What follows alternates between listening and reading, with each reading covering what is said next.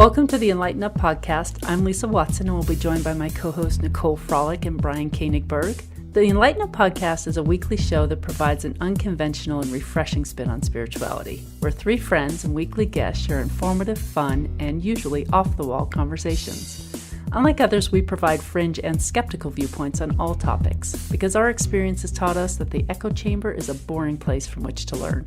So regardless of where you are in your spiritual journey, we can promise you're going to find a place to fit in here.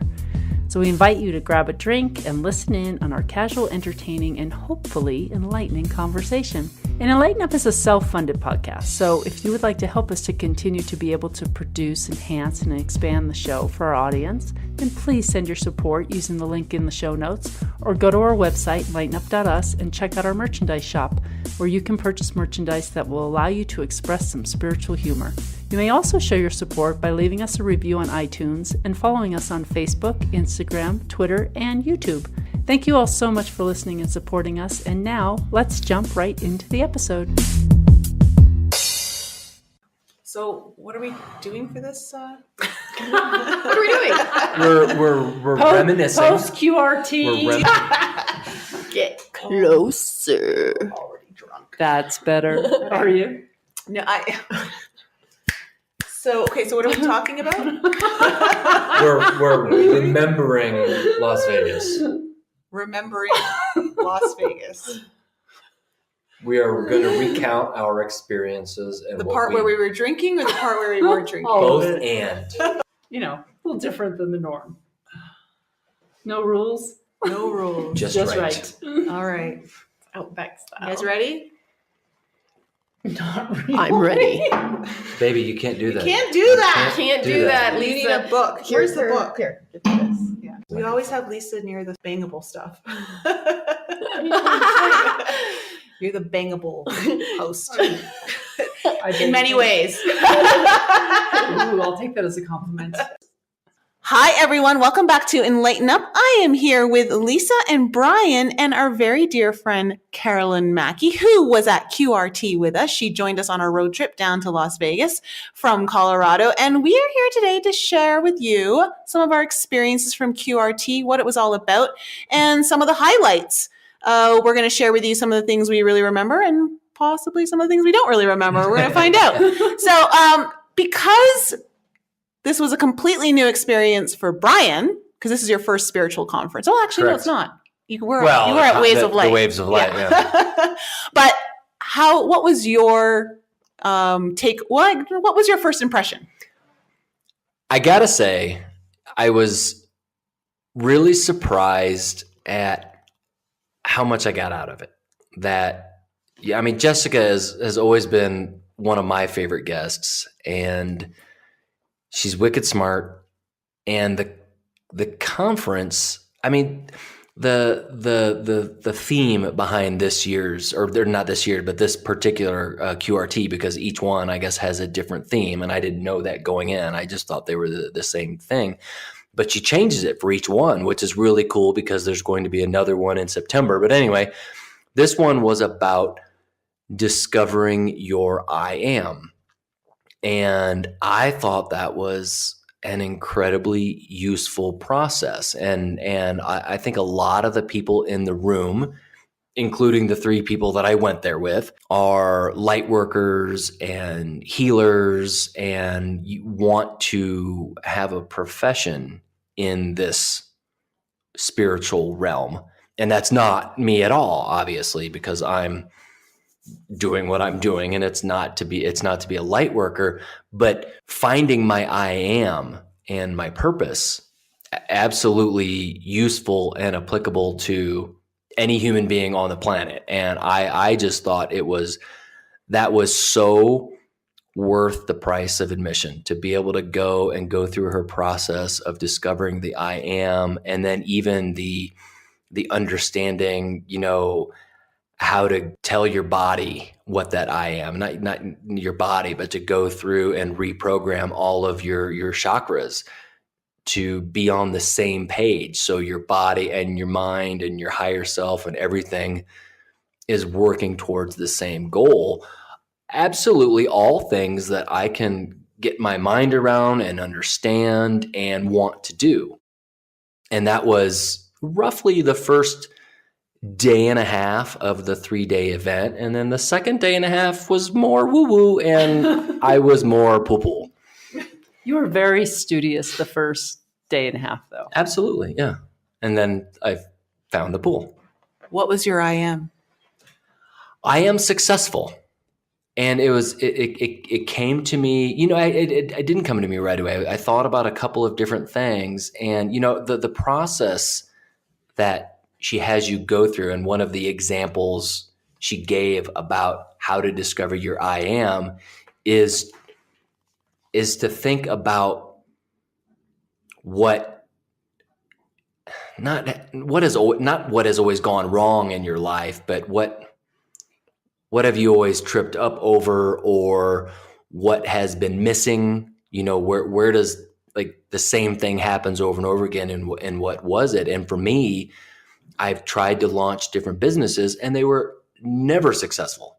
I've been a successful person in my life, but as an entrepreneur, as an individual, those efforts have never been. So to me, it started to make sense for me to say I am successful. And there's lots of I ams. I mean, even now that I'm back at home, and I'm actively looking for an investor, the I am that I actually say on a daily basis now is I am worthy of an investor because I am successful. I am successful because I am worthy of an investor. And it's been really helpful for me. Mind blown. Well, Carolyn, share with us what your experience is like initially. First, I have to say that I really enjoy Brian's takeaway because I've been curious about everybody else's experience, but very well articulated, and I really appreciate you sharing, Thanks. Brian. My first impression was when Jessica walked into the room. She just glowed. She walked in with integrity and power and confidence, and I immediately could tell that I was in for a treat because she had so much of what I would like to have, or how I see myself becoming. And I just knew that she is there, she's doing it, she's practicing, and to learn from somebody with her experience and her perspective was going to be a real treat. And I have to say, I loved the whole conference. Yes, towards the end, things started to come. It was a little bit looser. It kind of came undone towards the end for me.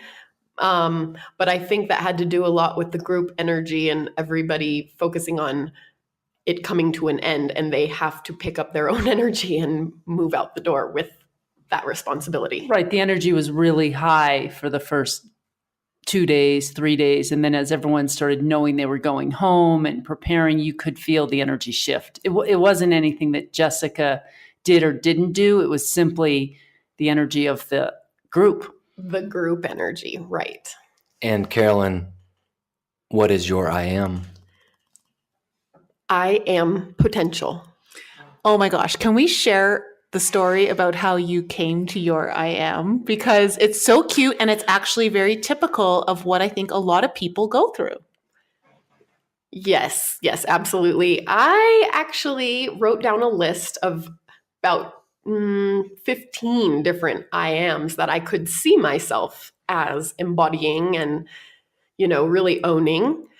I just want to interject that the exercise was also to remember or to learn that your I am isn't what you want or what you need. Correct?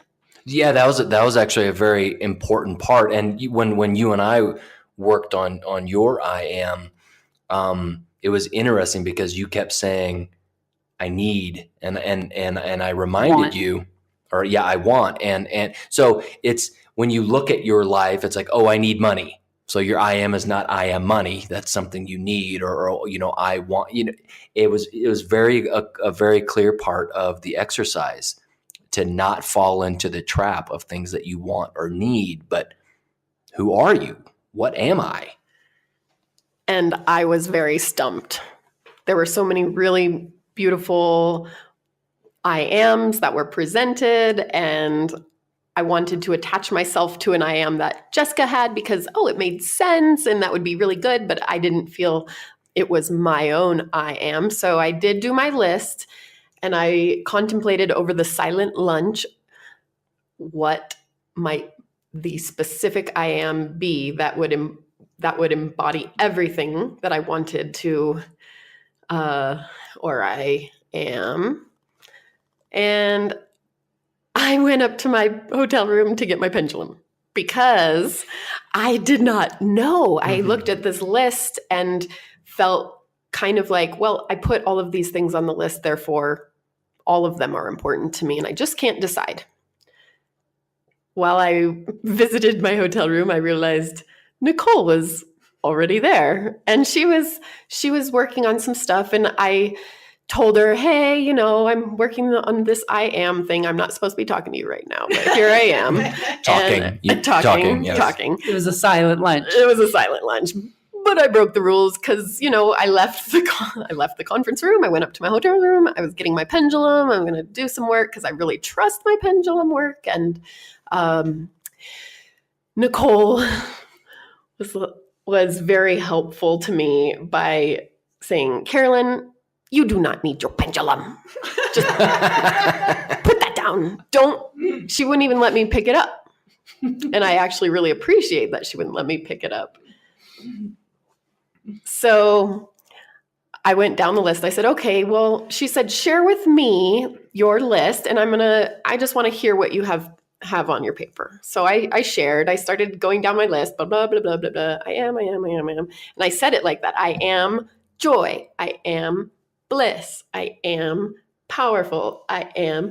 And I just kept going down the list, but Nicole listened and she was just a wonderful listener.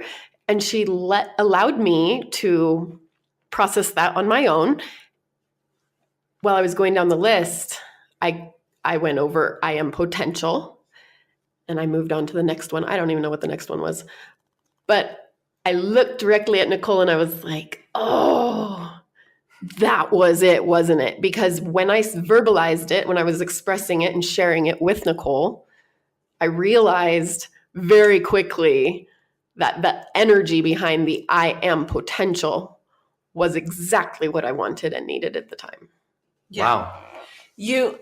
She said it she went down the list once, and I instantly heard a shift in her voice. Like there was just a different energy in her voice when she said I am potential compared to all the other ones.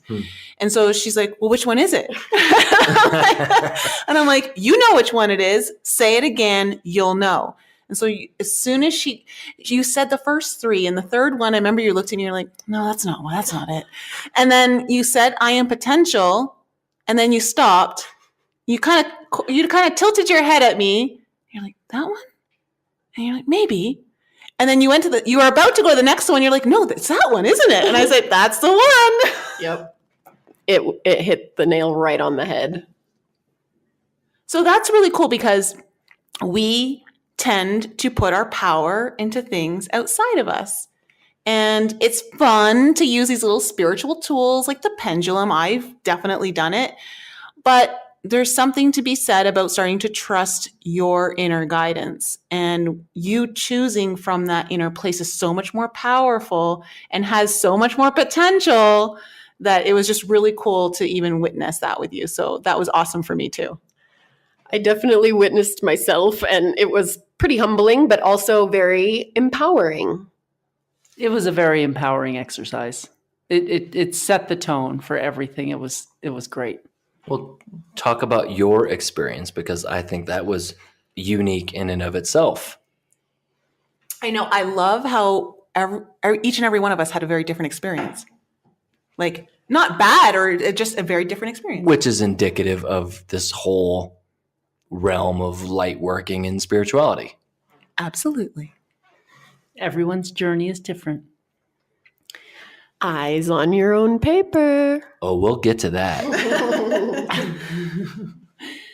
So my I came up with kind of right away.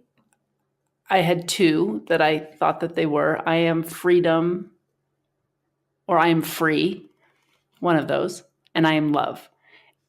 And they both resonated with me, but so we have this silent lunch. She gives us this task to sit with our I am, but no one's allowed to talk to each other for the hour. We have to go eat, and you're not allowed to talk to anybody. I love that, by the way, because I just generally don't like talking with people. So for it to be mandated was so awesome.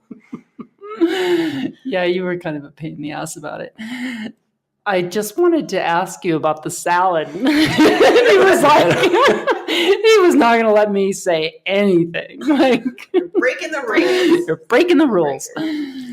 So we have our lunch and we're contemplating it. And I started getting, I don't really even know how to describe it. It's like my physical body just started not feeling right. I just felt wrong. And I was like thinking about this, I am free. And what does that mean to me? And how am I like incorporating this in my life? What is this going to mean to me when I get home? Like, how is this going to shift me? And it just felt, it was like my body was trying to tell me, no, this is wrong. Pick another one. And my head was saying, no, this is good. And my body was saying, no, it's wrong. So I just felt like turmoil. It's so hard to explain. Like this complete turmoil came over me. And you sat with it all day, because that was like right before lunch was the I am exercise. Right. And that's what I chose. And we went back to the conference, and then I think we had another break. Another 4 hours, I think, of in the conference. It was like a break for dinner. So you sat with it for I sat with all it day. Yeah. The turmoil just got worse and worse and worse, like to where I became like immobilized. And Carolyn and I totally noticed. Remember? I watched it happen, and I was like, oh, that's what right. happened to Lisa? I didn't notice. Okay, so I wasn't there I came in towards, I guess, the last hour, but I saw it in you instantly. But Carolyn, you said that you were up on the stage at one point and you saw Lisa's energy get really small and retreat. Yes, it took a lot of courage for me to get in the line and want to stand up and get onto the stage and bang the gong and declare my I am. I was kind of in a little bit of a codependent panic, and I was looking around into the audience, seeking my people for my support. And I saw Lisa, and the energy field was just collapsed. And I immediately wanted to worry about her, but I tried very hard to stay in my I am, knowing that keeping your eyes on your own paper. We'll get to that. Yes, she's gonna be okay. I knew she was processing, but I definitely saw her energy field collapse, and I was noticing because she's always a very bright light. So it was concerning as a friend. I just was like wanting to scoop her up and help her. So I'm glad you stuck to yourself and got up there and banged the gong. That was very brave. So that was good. I'm glad you did that. But it was just kind of getting worse. And I think I'd left and gone to the bathroom. And then when I came back, everyone was dancing, and everyone was on stage and just dancing. There was a lot of movement. Not everyone was dancing. A lot of people were, not Brian, but a lot of people were. And so I come back, and he's like, he was kind of moving. He was moving, but he wasn't up on stage. He was just kind of by his chair, and he was moving around. He's like, don't you want to dance? And I was like, no. That's when I knew something was wrong. Yeah. Yeah. Lisa did not want to dance. Yes. That's something is definitely off. Yeah, I had no desire. In fact, it was like nails on a chalkboard to me. I was almost like, can everybody just stop fucking dancing? You're bugging me. Like, can we all just sit down and be sad. Triggered. Echo. So Brian was like, what is wrong with you? Like, why don't you want to dance? And I was like, I just don't want to. And I think I kind of stormed off, and I went and I sat in the hallway for a little while, just sitting with myself, like trying to figure out what was going on. I'm like, what is going on with you? Like, this is just not right. So then we broke maybe for a break or something, broke for dinner, and went up to the room. And we get up to the room, and now Brian knows there's something wrong. And he says, are you okay? And I was like, no, actually, I am not okay at all. Like, I don't know what's wrong with me. I said, I just need you to sit down, and I'm going to spew to you the scrambled eggs that are coming through my head. Like, because I don't even know what's going on, but I just need to get it out. Can you just listen to me? And he did, like, Nicole. I am a good listener, by the way. He is. He did for me exactly what Nicole did for Carolyn. He listened to me, and he asked me what my, the I ams that I had were.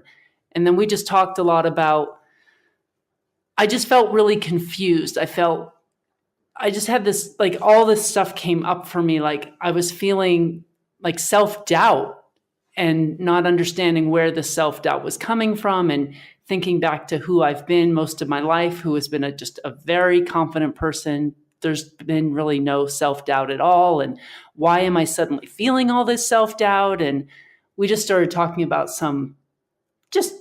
going deep into like some childhood stuff of mine, or just experiences with my first marriage, and why I maybe had all this confidence before, but now I don't. And then kind of circled back to the I ams and read through them. When you circled back to your I am, though, it was really interesting. And this is when I realized, and at that point, I didn't know your I am was not your I am. But when you were going through that, and then you circled back and you said, my I am freedom, because I want financial freedom, and I want this kind of freedom. And you kept using the word, I want some kind of freedom. And it was just a big aha for me. I was like, well, wait a minute.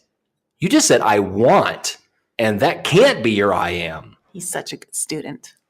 Mm-hmm. Yes, he was a very good student. So then he got me into, thinking in a different direction. Okay, it's not about what I want. And then I started thinking about the self-doubt that was bubbling up in me, and the feelings that I've had of that, not just at the conference, but the past few months. It had kept coming up. The past year. And I realized it had something more to do with that. And I'm not sure exactly how it came to be, but I came up with, I am worthy. Oh. And that just felt right to me. And when I found it, everything shifted. Like, I thought, this is going to work for me. This is what I need. And I could go back to the exercises that she did earlier in the day, were to bring your I am into each chakra, and to really, breathe it in and bring it in. And we did some breathing exercises through each one of our chakras. And I was like, I can go back and do that on my own. And then I just started feeling right again. And then when we showed up back after the break, it was an orgy, or it was weird. Yeah, it was an orgy. It sounded literally like an orgy. That wasn't day one. Was that day two? That was day two. Day two. Oh, Yeah. Okay. My timelines got crossed. That happens in the fifth dimension. Stop jumping timelines, Brian. So, Nicole, what is your I am? My I am, I knew instantly because, Jessica told us that she wanted us to have an intention going into QRT. Right. And I knew what my intention was. And so it was very easy for me to really tap into like what my I am was. So before we even went for lunch, I already knew what my I am was, which was I am birthing. What are you birthing? So there's so many things that I am birthing, but the healing journey that I've been on, that I've kind of documented on my YouTube channel, and I think I've spoken a little bit about on this podcast. The healing journey has been very much a birthing process for me in so many different ways. Yes, I do want children. And so that's part of it. Kind of like when we went to Tulum, that was a part of that process, right? Yes. Tulum was very much a part of the birthing process. But there's so many layers to it. So I'm definitely birthing new parts of myself that I haven't had access to in this lifetime yet. One of them being a very soft and more tender aspect of myself that is very unfamiliar and yet very familiar at the same time. I'm not used to it in this lifetime, but there's a sense of feeling very at home when I'm there. And that's because I've been in my masculine energy for a large part of my life. And this is all more about healing the feminine energy. And so there's that. But then I just realized that, birthing is basically taking all of the creation and bringing it into this world. And that's kind of like where I really feel most empowered, is when I'm birthing stuff, and I just want to birth and birth and birth. like creativity birth? Yeah, creativity, new projects. Lisa and I next week are going to look at the new conference space that we may have for our enLIGHTenUP conference, and I'm just really excited about creating things and then birthing them into reality. So for me, the reason why, and that's actually important to say, because I've always been really good about creating things in my mind. One of my hang-ups prior to the last year and a half, so before a year and a half ago, was I didn't know how to execute it and bring it into this world. And the birthing process to me is about the physical manifestation of the creation that's in your mind, in your heart. And so to me, being in that divine feminine energy that I haven't allowed myself to be in, birthing just feels exactly where I'm at. And that was just day one. Day one was all about the I am. And I'll say, you guys have alluded to it twice now. The one thing that Jessica mentioned, and I really don't remember if it was day one or if it was on Saturday. But the one thing that that really resonated with all of us was keep your eyes on your own paper. That was a good tandem response. So that's a really important lesson. Probably the most significant lesson from the conference. That's what kept you up banging the gong. So she did mention on day one, because that's what kept you up on stage and not coming over to me and worrying about my light, because you were thinking, I have to keep my eyes on my own paper. Okay. So what does it mean to keep your eyes on your own paper? Well, just like I explained before, I really, really wanted to help Lisa. It's a codependent thing that I have going on my whole life. I really think that a lot of us get caught up in comparison or judgment, or even as an empath, we want to help others, almost so much so that we disregard our own needs. And sacrifice. Totally. And if that seed had not been planted, I don't know if I would have been able to stay in my own I am and bang the gong and confidently, step onto the stage, step off the stage. It's not something that I typically do. And it was actually quite an epiphany and also a wonderful reflection or realization that I had when I realized I let it go. I let her be her, and I stepped into my I am, and I just didn't worry about it. And I let everything take care of itself. And the not the I am, but the keep your eyes on your own paper is actually an act of self-love. That is very much an act of self-love, because you honored the moment that you had an opportunity to do something you wouldn't probably have another opportunity to do in a long time. And you also honored the process of what Lisa was going through, and instead of trying to fix it, you let it be because it was clearly there for a reason. And so the keeping your eyes on your own paper is very much an act of self-love and keeping the focus on you, because any change you want in the world has to start with you first anyway. But it's more than that, isn't it? It's not just I want to help somebody, but I'm going to keep my eyes on my own paper. It's bigger than that. It's a distraction. Mm-hmm. And it goes hand in hand. I mean, Jessica's brilliant to bring those two things in together, because in order to be in your I am, you have to keep your eyes on your own paper. Absolutely. It's so true. It's like, but this is a thing. This is how the ego distracts us or takes us off our path, is that it convinces us that we need to do good for someone else versus do the work inside. So it's kind of a tricky little trick that the ego has of convincing us that we're doing something that's actually of service to others while disservicing ourselves. And laying guilt. Yes. And not to mention, what the hell was I going to do for Lisa? Nothing. She needed to process. She needed to go through it on her own. And I needed to focus on myself.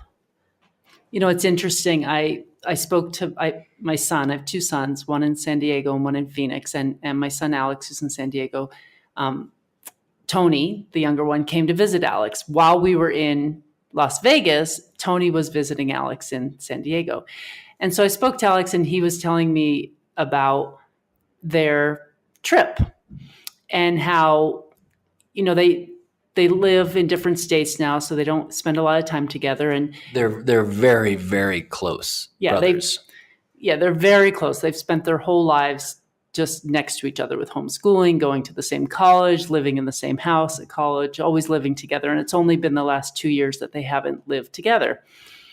And so Tony's questioning Alex about the choices he's making in his life. Like, you know, why are you doing this? And how come you're not doing that? And Alex is questioning Tony. Well, you know, how come you're not doing this and you're not doing that? And I'm listening. And as a mom, you know, I'm proud of both of my kids, and I'm really happy for the decisions that they're making. But I can see how, you know, when they've spent so much time together and they've been doing things the same and right next to each other for their whole lives, like, you know, that questioning is going to come up. And so I said to Alex, well, you know, Alex, I think you just need to keep your eyes on your own paper. And then I described to him QRT briefly and what we had learned there. And he got so much out of it. He was so grateful. And he texted me later, you know, thank you so much for your words of wisdom, that it really helped him. He was like, that's exactly what I needed to hear, Mom. Like, I just need to keep my eyes on my own paper. So it's really a great saying. It's very easy to comprehend and anchor in. Yet profound. Meow.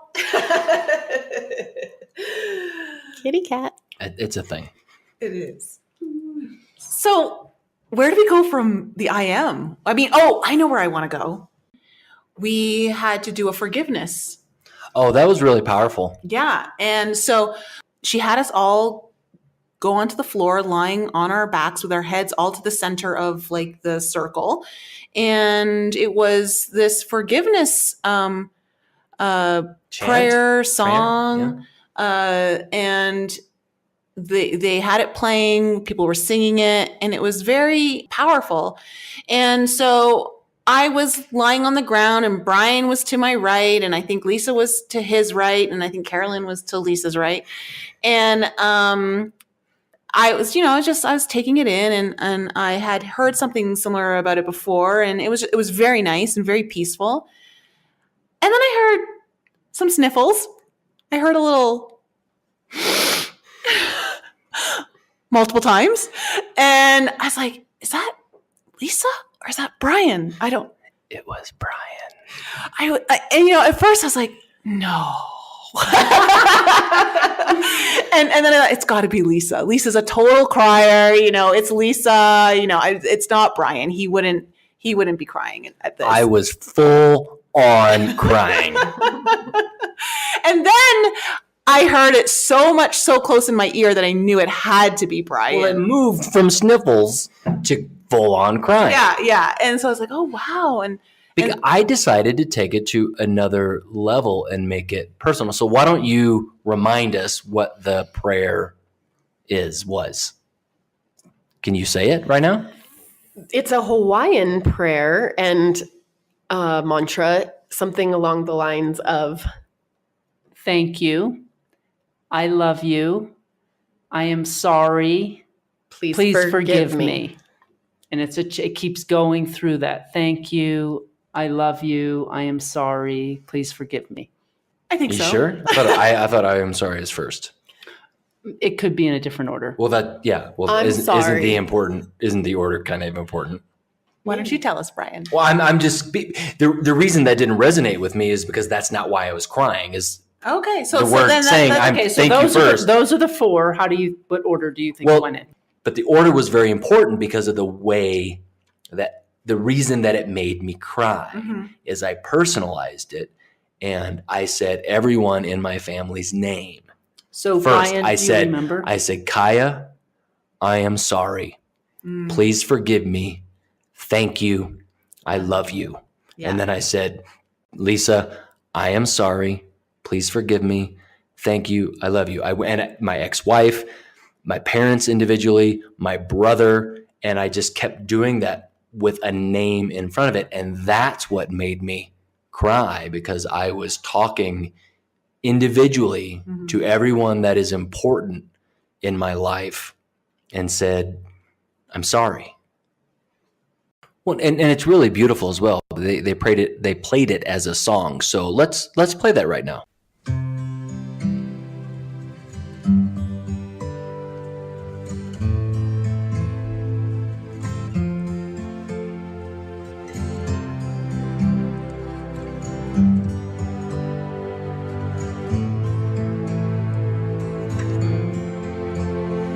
I'm sorry. Please forgive me. And thank you. I love you. I'm sorry. Please forgive me. And thank you. I love you.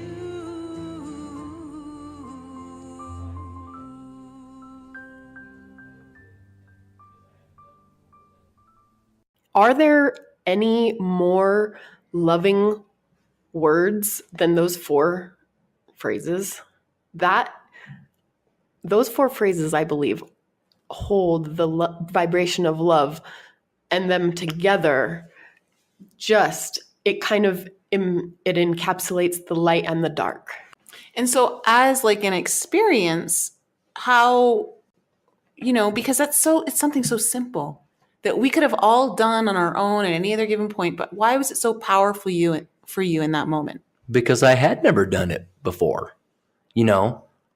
I've said that's not true. Every once in a while, maybe ironically is not the right word. It happens when I'm in the shower. It has a couple of times when I will talk to Kaya. Actually, we had this experiment once because of the podcast, and it happened when I was in the shower that I had the conversation, my higher self to Kaya's higher self, and it caused me to cry. And sometimes I will tell her, I'm sorry. And just telling my daughter I'm sorry, even though she's not here to hear it, it's incredibly moving.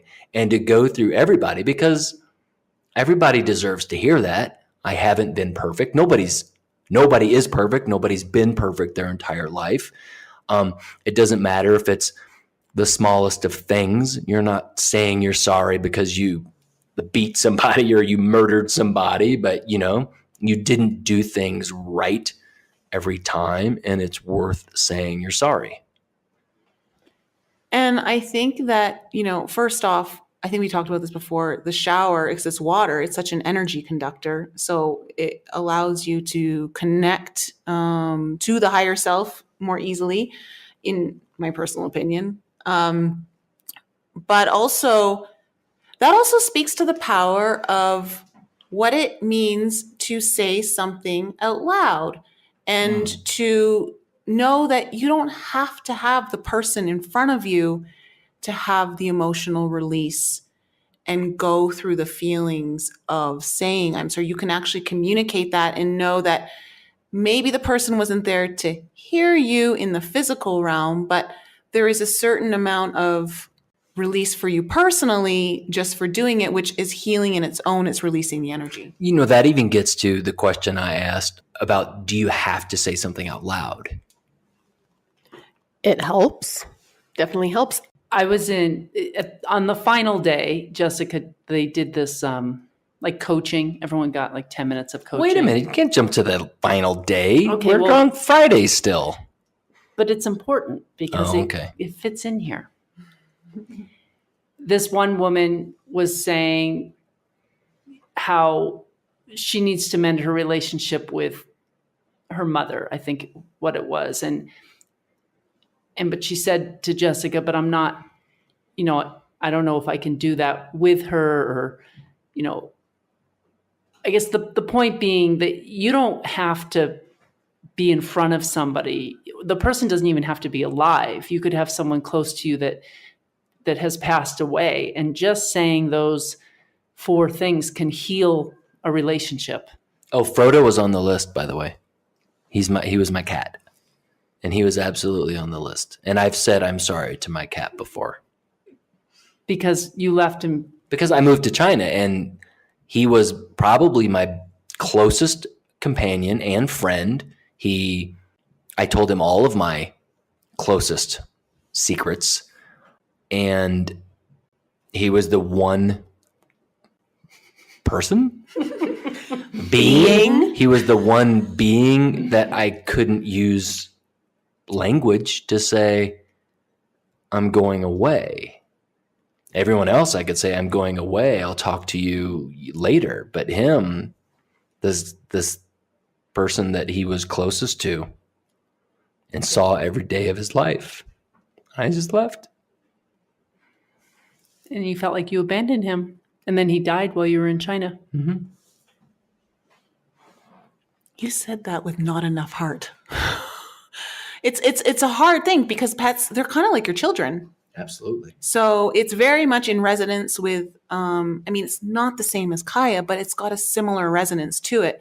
There's a certain level of commitment or responsibility that you feel towards them that you do as a child. And I think anyone who has pets understands that.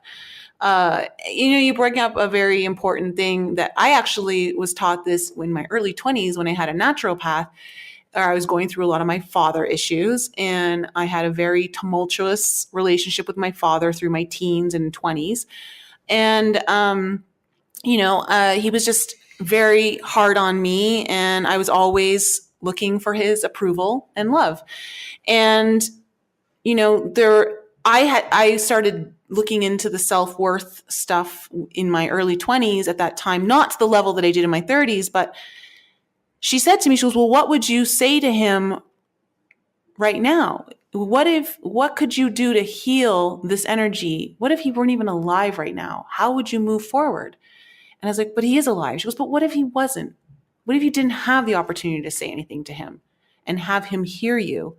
How would you still be able to move forward? And, you have to come to that conclusion that if you really do want to move forward, you have to make that choice, whether they're there with you in physical form or not, whether they're just not available or they've passed on, whatever it is.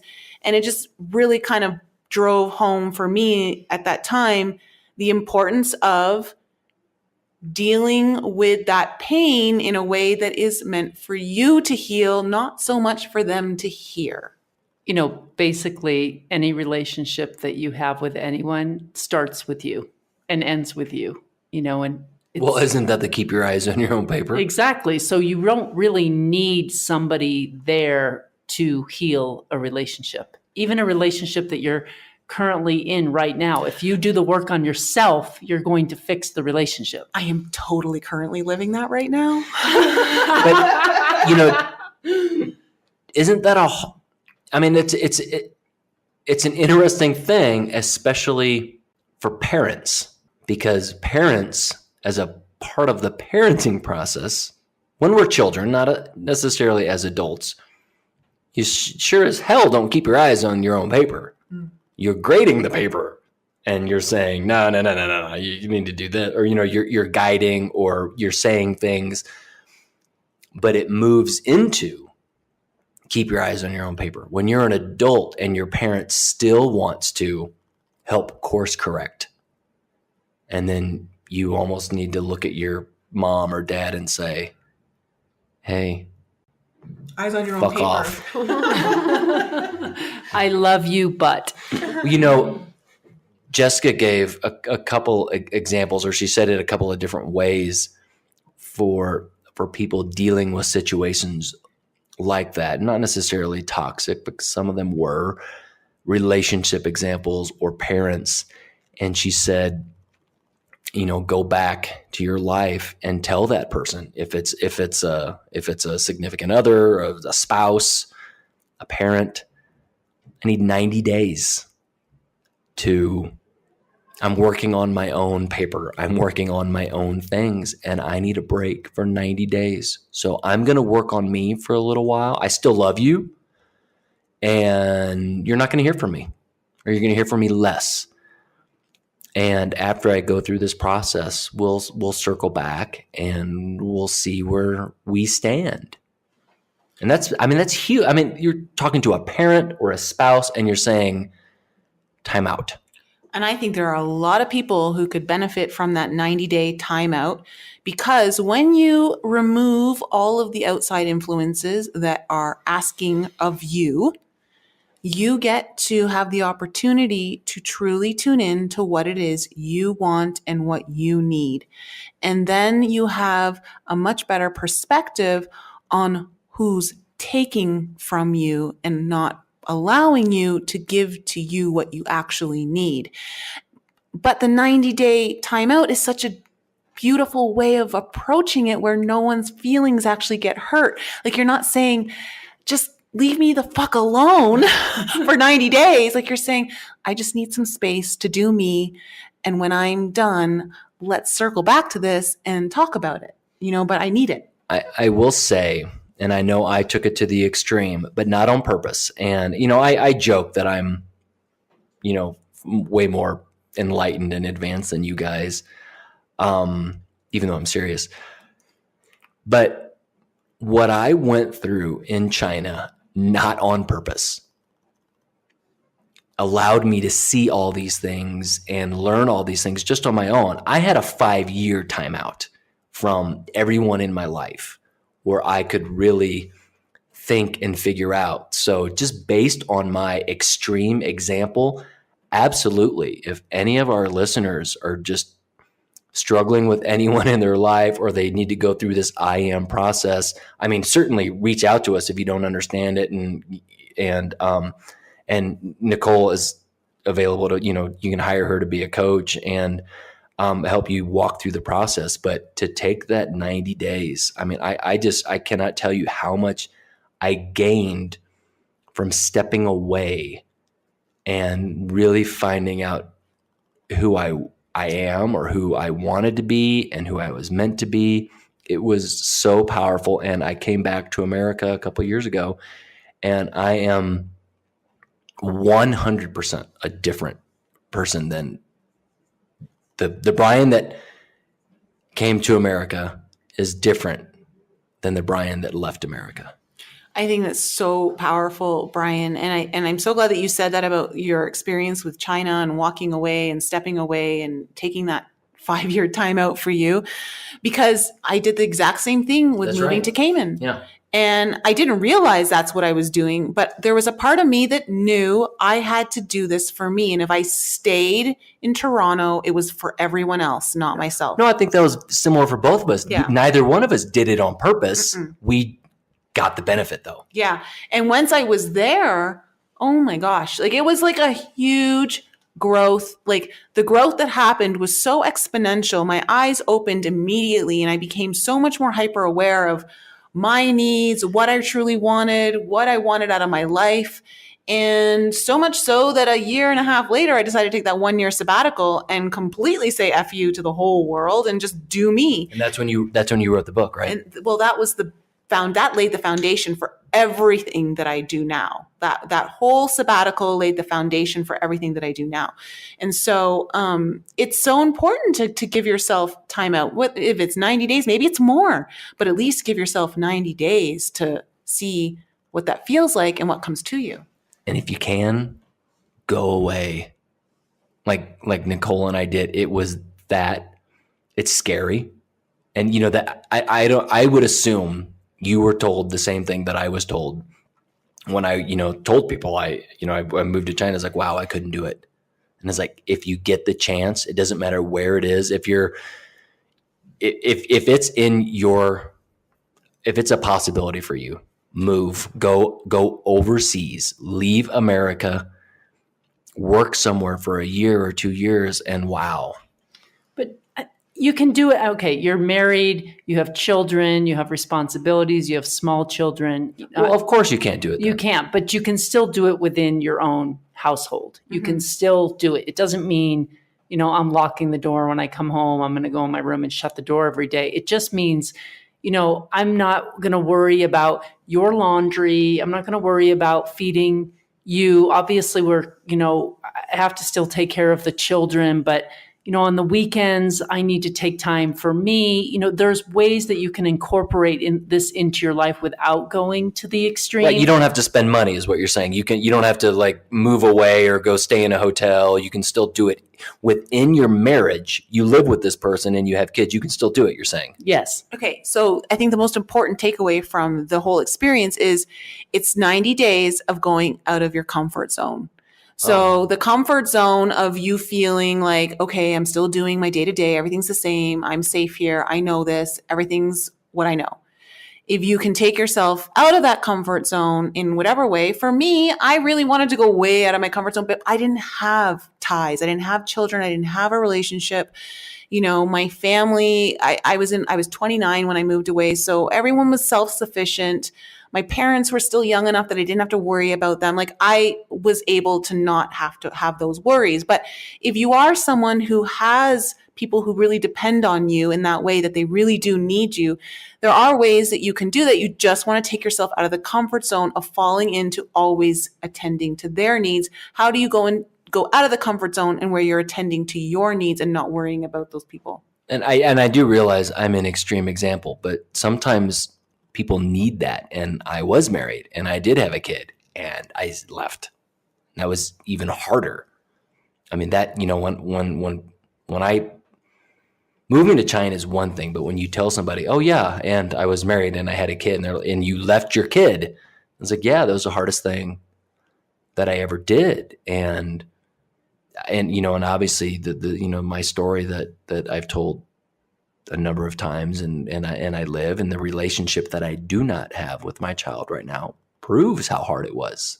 Mm-hmm. And I'm still living that 2 years after I've moved back. I'm still in that process.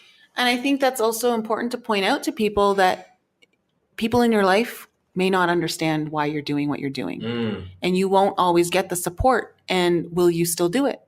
If you know it's that important to you, will you still do it? Isn't that even, I think even more so, and this is interesting for me to be, I'm sitting here with the three of you who all want to do this, who all three are doing this as a part of your I am, as a part of your life, to be light workers and healers and spiritual beings and teachers. And that's not why I'm here.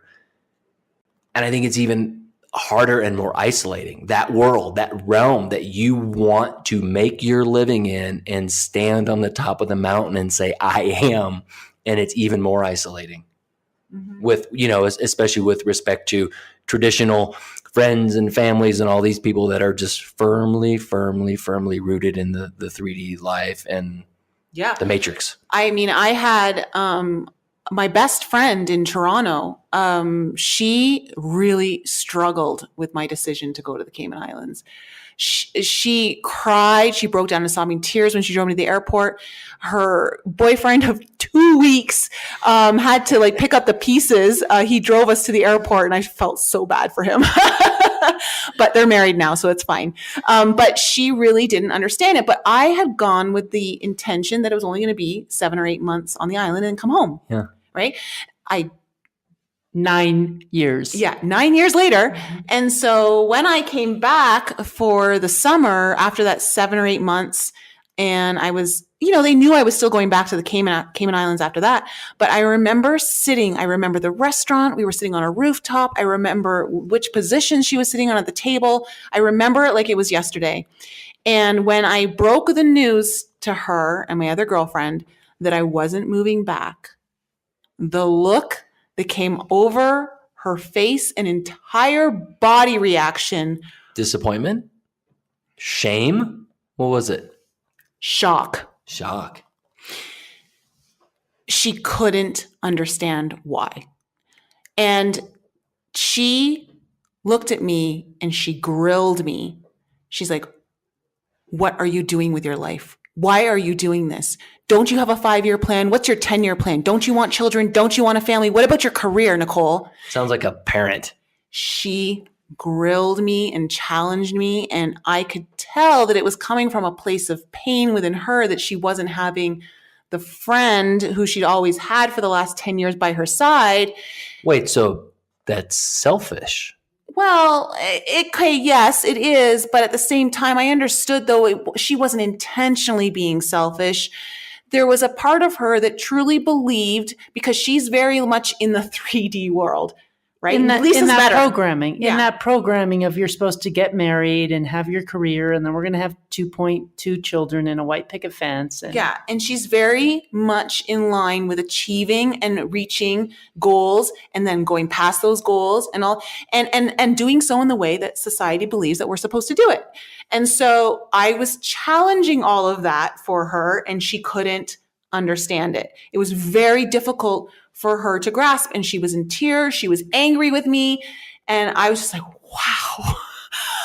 I mean, it's my life. Like, why is she so affected by me choosing me? But I think that's the selfish part. Seriously. It is, but this is so the reason why I'm saying this is because if anyone out there who's listening to our show is really contemplating something along these lines, where you may go to an extreme of wanting to leave a city, a state, a country, a continent, I know not Earth, although we all want to do that at one point, but you will be met with resistance. And that is a testament to how much do you really want this, need this, believe that it's yours. Sure. And if it's something as small, you're staying within your own house. You're not going to ask your husband for a divorce, but you're going to tell him, I need space within this relationship. I need to have more space. That's as hard sometimes as leaving a continent. I would think that would be harder to stay. Like, you're like saying, oh, I'm gonna hang out in the spare bedroom for 90 days and try not to see you. Yeah. Yeah, totally. Oh, and hey, can you make me dinner, honey? Yeah, there are a lot of different parameters, and like you've got to now daily deal with that. Like when I left, I didn't have to deal with the family on a day-to-day basis. I didn't have to. So there are places where it's harder and it's easier at the same time, just like with. Okay, I have to just give some examples for our audience. So, because I did this, and granted, You didn't go to the extreme. Granted, my my marriage. So other examples where you're not leaving where you're not fleeing the country. Right. And I was married, and my previous marriage, I was married for 25 years, a very codependent relationship. And I did absolutely everything for my ex-husband. But as I was starting to, feel my wings and feeling like, this codependency is not working for me anymore, and I need to make some changes, I started to try to make them slowly. And one of the things was just simply, I can't iron your shirts anymore. I know this sounds so silly, but it was a big fucking deal. Like, what do you mean you can't iron my shirts? Like, he felt like I wasn't taking care of him anymore. And I'm just like, I have a job now that I have to work a whole lot more hours and blah, blah, blah. It just doesn't make sense that I have to take up this time. Like, you can take them, like, you'll figure it out. If I weren't here, like, what did you do before you met me? Like, how did you get your shirts taken care of?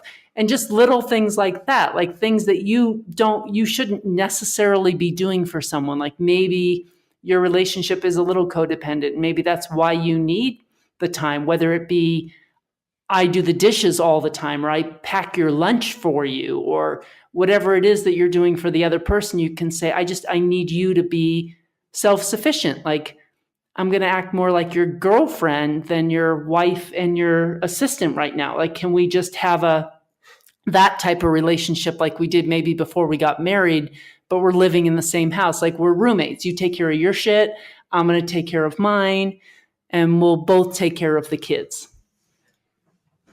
I think that's awesome. And I think, that's so interesting that you brought that up, because didn't that come up at the QRT where Jessica was talking about, do you just want to be the wife, or do you want to like go back to being the girlfriend?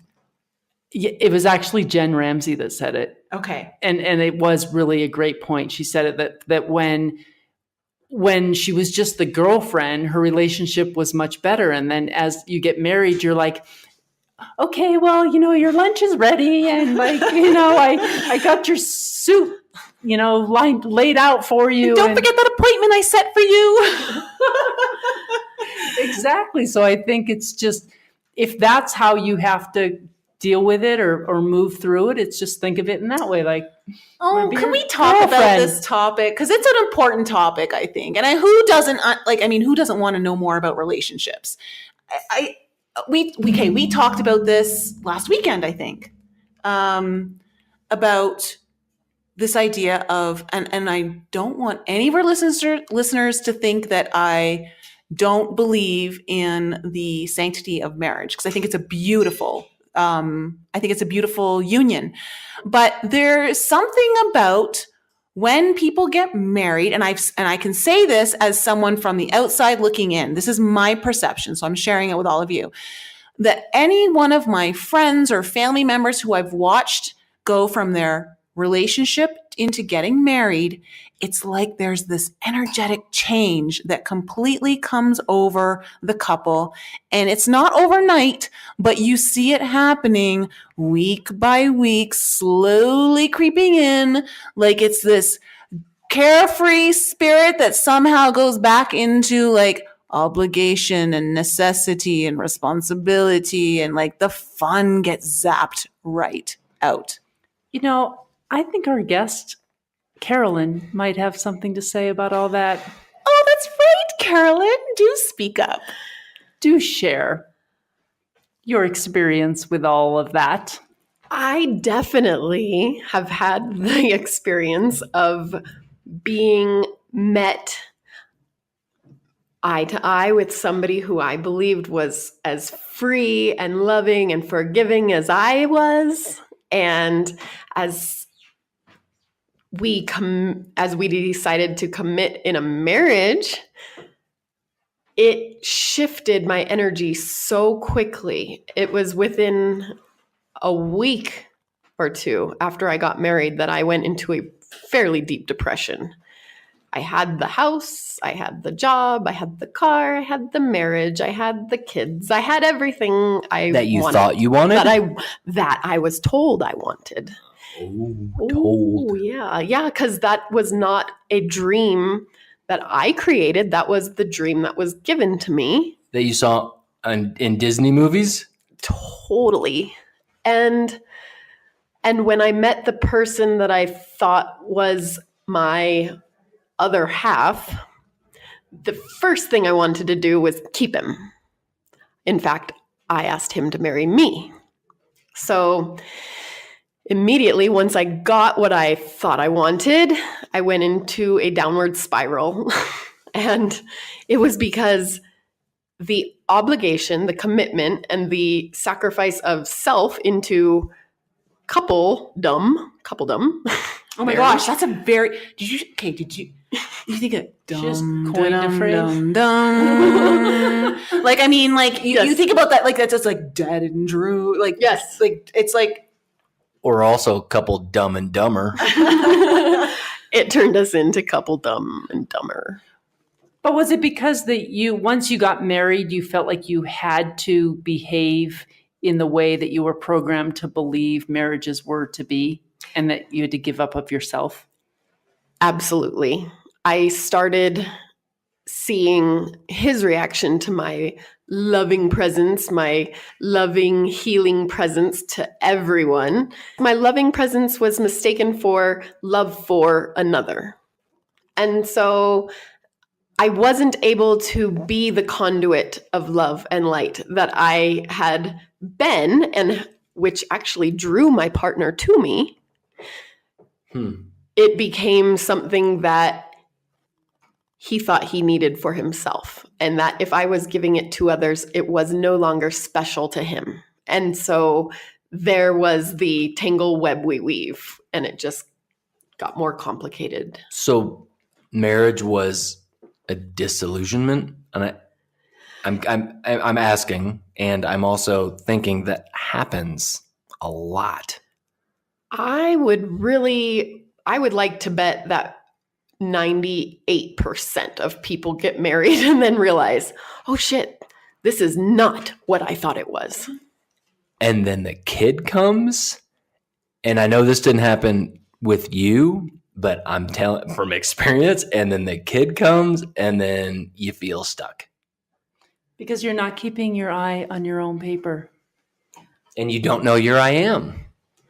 You become this couple and you lose self. And I believe that a marriage can be successful if two people decide they are going to do themselves for each other. And you know, you're young. You don't know your I am. You get this codependent relationship.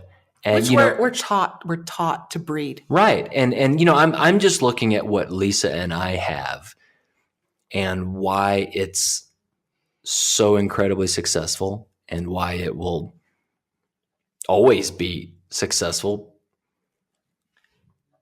because we've figured ourselves out. That must be it. I mean, I was going to say it was all these other things, and it's because we were married before, and it's not. It's because we keep our eye on our own paper. We've figured ourselves out, and Lisa has all the room, all the space in my heart and life to be who she wants to be, and I have the same. And that doesn't threaten either of you. No, absolutely not. And I think that's what the problem is that people feel threatened by someone claiming their own sovereignty, because in a relationship, it's not supposed to be about sovereignty. It's about union. But this is where everything gets tripped up.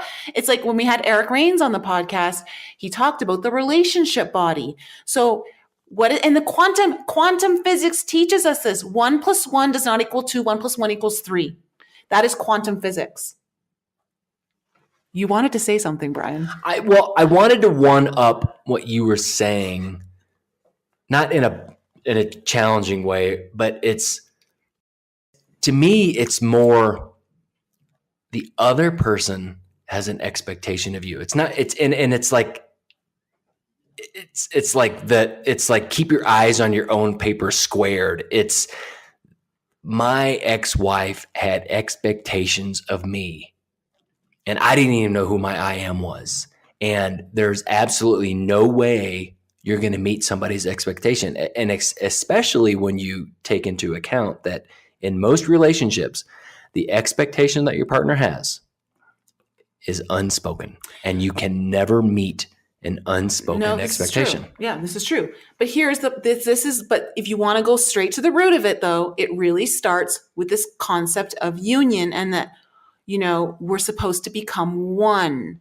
And this goes into this idea of the law of one, and that people have this idea of unity means if we're all one, then we're all homogenized into this one thing. But that's not what union is. But that's a Christian construct, isn't it? No, that it's so not. many marriages are in the church and Okay, you're but one yes. in Jesus, blah, blah, blah. Then so you have these religions professing this to us, teaching us this, and it comes through in not just religion, but other institutions, right? That when you are uniting with someone, it's like it's your other half. And it's like, no, if you go back to the concept of quantum physics of 1 + 1 = 3, you know that you never sacrifice who you are. You have another entity created that is the relationship, and it is respected as much as the individuals are. So quantum math, which I still don't totally understand, and what we need maybe do an episode called 1 + 1 = 3. Lisa is 1, Brian is 1, relationship is 1. That's the 3? Correct. Yes. Oh. See, we don't need to have another episode on it. That was it. That's how simple it is.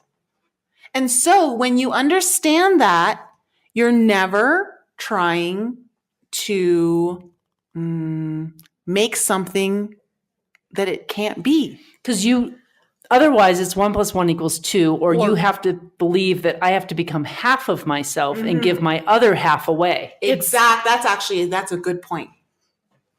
If I could drop a mic, I'd drop the mic. And we've been programmed to believe that 1 + 1 is 1. That's like even worse. Mm-hmm. That's true, because what I just said is we do believe it's like I have to become half of me. I have to give up half myself. I definitely believe that in my marriage, and my ex-husband pushed for that, you don't get to do what you want to do. You have to do we have to give up. We have to sacrifice to make this work. I think in your relationship, he was 1 and you were 0. That is a truth bomb. Drop the mic. So I think, when we talk about relationships and why they're not working out, it's because we're so programmed to believe this false truth that, we're responsible for the other person when we go into marriage with them, right?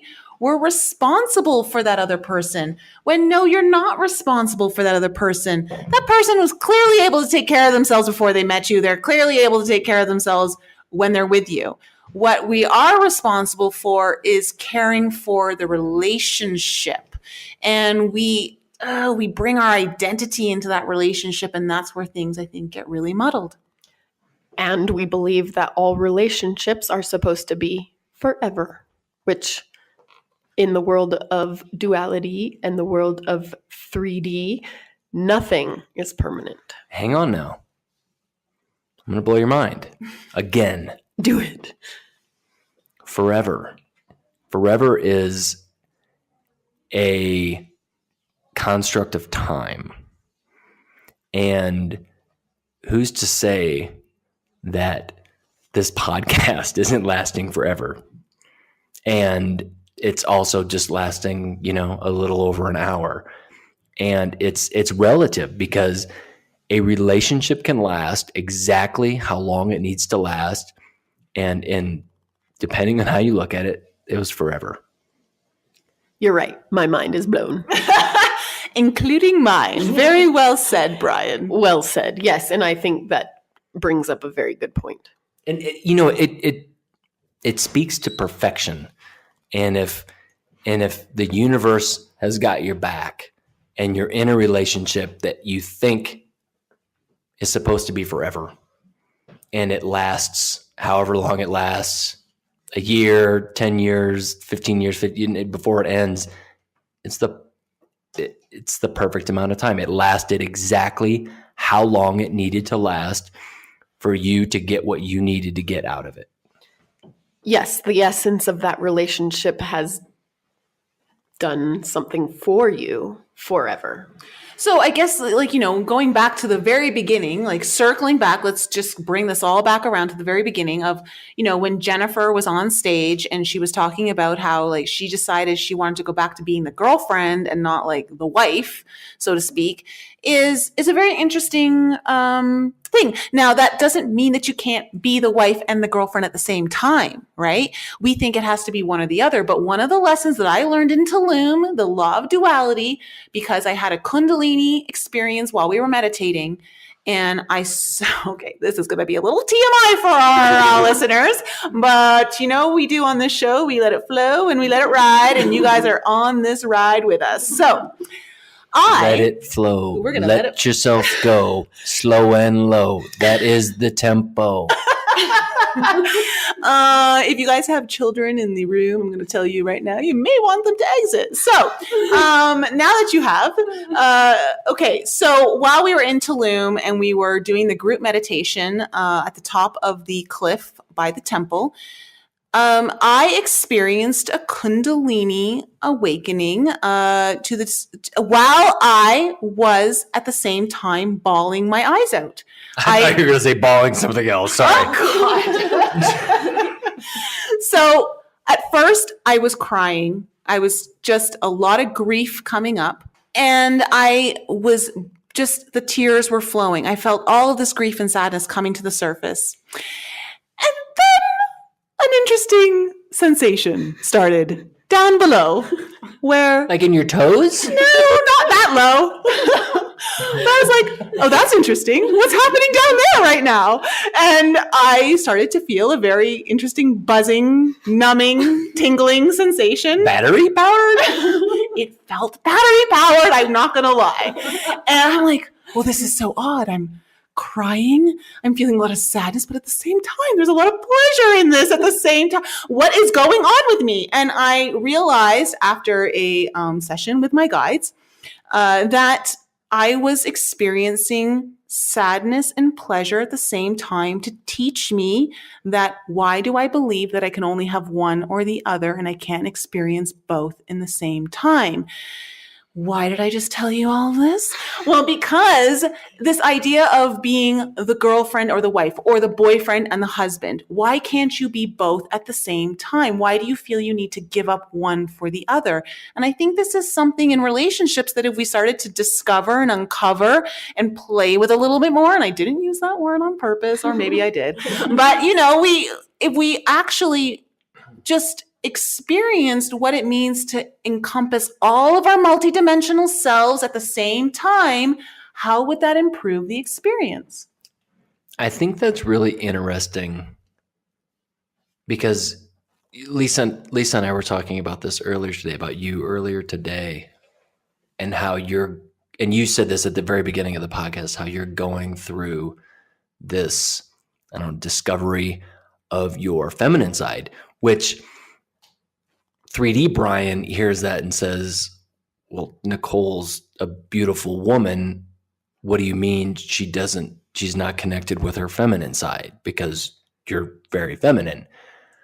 But in a lot of your reactions and interactions, they are absolutely very masculine. And, until Lisa said that to me, I didn't realize it. And I'm like, oh yeah, you're right. And on a lot of the things that she says, it is more like two guys, like that's like sometimes when you say something, it's like what a guy might say to me, and it was like an aha of how there are two sides to the coin, and how they're not disconnected. If it's two sides of the coin, but it's one coin. Well, I've definitely learned a lot about the divine feminine and the divine masculine lately. And I know that Nicole is very passionate about that and does a lot of work with that. And I'm working on the exact opposite of Nicole, and that's why we're the perfect pair, because she's working more on her divine feminine and I'm working on my divine masculine. But there's a lot to be, that's a whole nother podcast. Yes.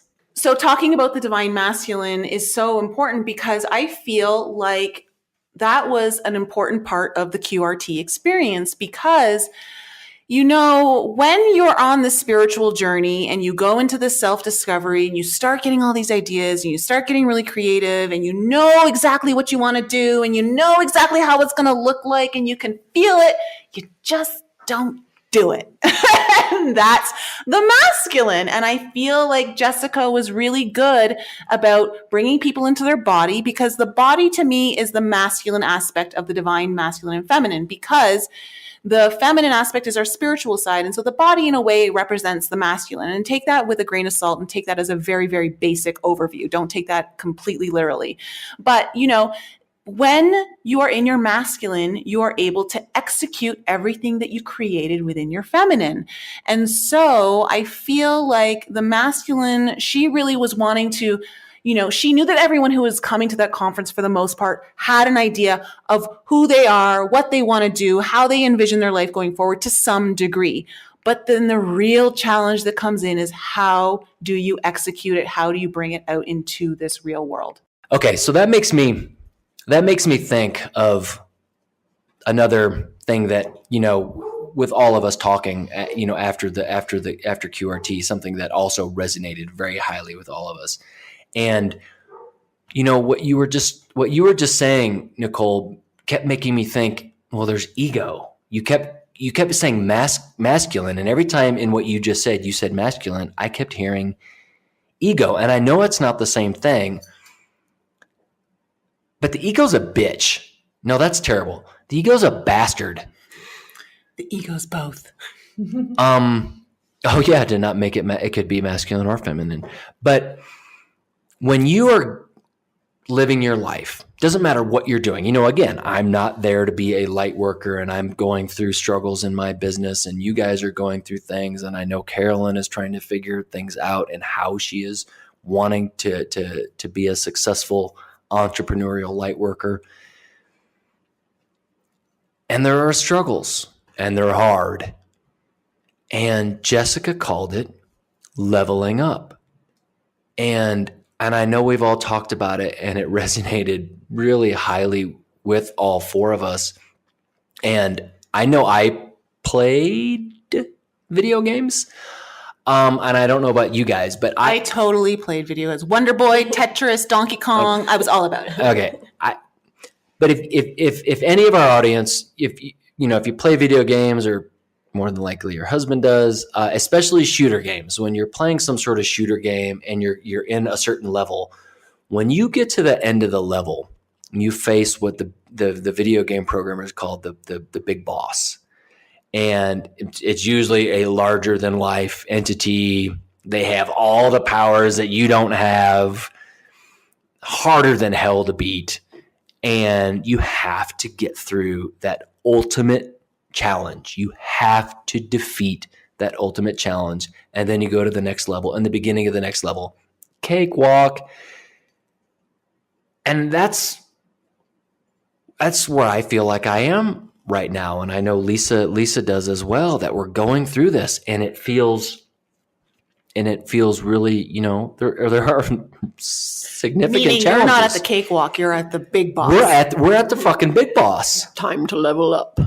And if you think about it as a level, and that level, the time that it takes to be in a level could be years. You could be going through this level 1. It doesn't matter what level you are. Level X. I'm in level X, and I've been in level X for 5 years now. If I quit, and again, you look at it as in the video game analogy.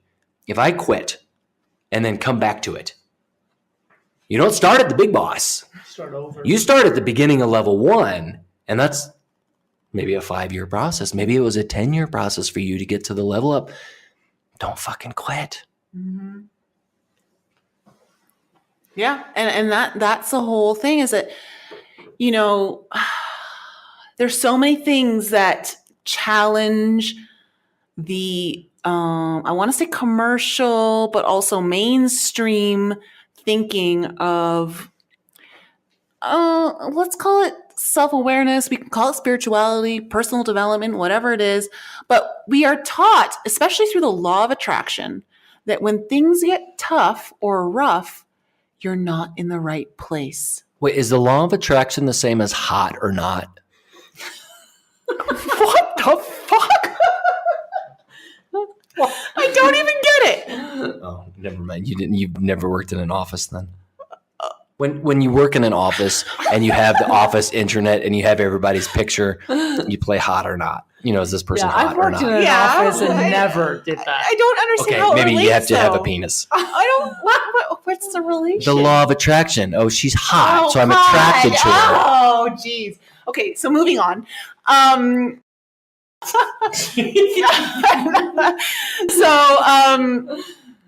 What we're taught, though, through the law of attraction is that if something's not going your way and you keep hitting a wall, that you're in the wrong direction, which to some degree is true. I'm not going to say that's not true. There is some level of there being a truth to that, right? Because I often say rejection is protection. However, this is where the higher self has to come into play. This is where you really need to hone your own intuition so that you're not only relying on what people are teaching you, but also what you know inside of you feels exactly your truth. So I think we're all going through something right now where society, all those like crap magazines, Society says get a job. would tell us to do the opposite of what we're feeling we should be doing, right? We're all feeling like, I know this is what people are going to tell me I should do, but I'm really feeling like this is the direction I need to stay on. Or my programming is telling me, like, why do I feel like it's just like, okay, I'm thinking in fear mode right now because I need to just go get a job because my bank account doesn't look good, but I really want to follow my dream, but maybe I should go get a job. Yeah. Or, But getting a job could be turning off the video game. Getting a job could say, yeah, and you're back at the beginning of the level. Yeah, you're back at level 1. And so this is the whole concept that, was really brought to our awareness. And I know Jessica's talked about this on our episodes with her before, but it was really driven home at the QRT conference. And it was that, how do you discern, because that's a very important lesson as well, is discernment. How do you discern between what is really rejection and protecting you from going down a path that you shouldn't go versus where you're really meant to go, but it's a challenge for a reason? How bad do you want it? And how much do you need to overcome in order to get to the next level? Because things get really, really hard and really, really challenging when you're about to make a breakthrough. And that's one of the things that we sometimes forget. Are you on the brink of a breakthrough, or are you meant to go a different direction? And that can be a very difficult place to navigate. It's not easy. They can have similar symptoms. Yeah. And you really have to go inside yourself. And for me, and I'm sure for all of us, I've come to that fork in the road a number of times. And I pay attention to my gut. My gut says, just stay on the road right now and don't make any drastic moves. Like you're going in the right direction, even though it's scary, it feels wrong, but it's going against all the programming you've ever been taught, but just stay here. And I think this is a very important lesson for all of our listeners to, I think, grasp, because we're all grasping it at the same time. So we're all here in the same like classroom, learning the same lesson from the teacher of life. And that is that. So what we're all learning is that, okay, yeah, sure. There are general rules that we all understand and that they're general for a reason. They apply to us generally, Right. But then there are specific things that we have to take into account to our own personal lives, and we can't apply the general rules to our life. We can't apply the general rules to our situation. We have to go within, we have to pay attention to our higher self, what our guidance is really trying to tell us to do. And that can often differ from what all of the outside influences are telling us to do. And I think we're all in a situation, very different situations, but we're in that situation where we are knowing that the path forward is the right one, but everything that we've been taught and everything from someone looking outside, looking in, would tell us, yeah, abandon ship, like go the other way. But we know that's not the answer. And I just want to say that out of this partially out of this QRT process. I'm incredibly proud of my wife. She is officially working one-on-one with Jessica to become a coach, and most likely at the next QRT will be a part of the on-stage program. And I'm really excited. We're obviously, as a podcast, going to stand next to you and behind you, and we're obviously going to, we had an incredible experience. I think the four of us that are here today had an incredible experience. We wanted a lot of our listeners to go. I'm going to tell you right now, the next QRT is in September 20th through the 22nd, again in Las Vegas. You guys need to be there. It doesn't feel like you're in Las Vegas. It's at the Red Rock Casino. It's up against the mountains. I've been to Las Vegas like 15, 20 times, usually stay on the Strip. This is a totally different experience.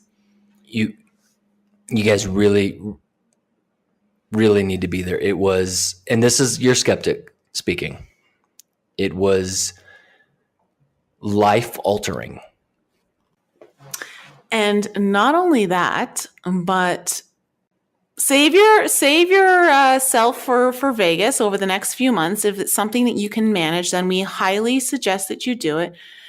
And then also keep in mind that there is another leveling up coming up next June 2020 here in Colorado. Most likely we're going to have confirmation with that pretty soon. In the next few episodes, we'll let you know. But we are planning on bringing some of your favorite guests here in Colorado and creating not just a conference, but a retreat of self-awareness, self-discovery, and finding your frequency, family, because that's always fun. Enlighten Up 2020, bizzos. Yep, it's going to happen. So we're getting that in order, and we'd love for all of you to join us.